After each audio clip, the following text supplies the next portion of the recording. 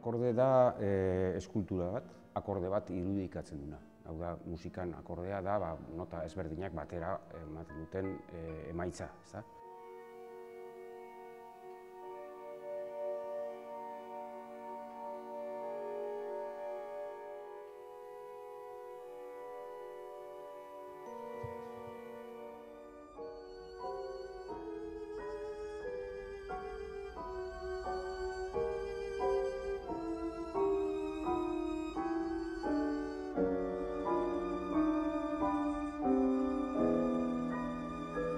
Eskultura berak soinua sortzen du, hau da, 8 tubo dira, organo akorde bada, tubo horiek edo tutu horiek organoa irudikatzen dute, eta tutu horiek bakoitzak nota bat ematen du. Horrekin lortzen da musikalki akorde bat.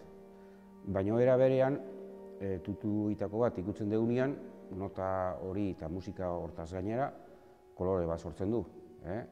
Kolore hori sabaira dihua eta ondokuarekin lortzen dugu beste akorde klase bat, hau da, kolore akorde bat.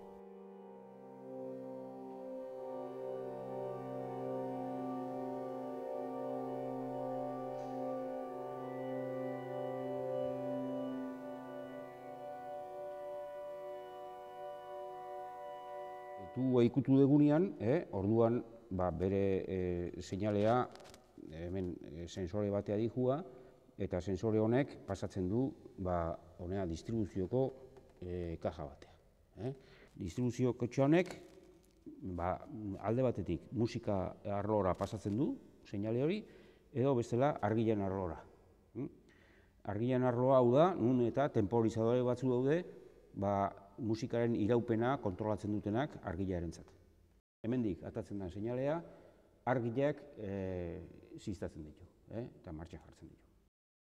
Musikarloan, distribuidoretik seinalea datozte 8 notarenak, eta kutsatxo honek nolabait ere hori bideratzen du ordenagailura.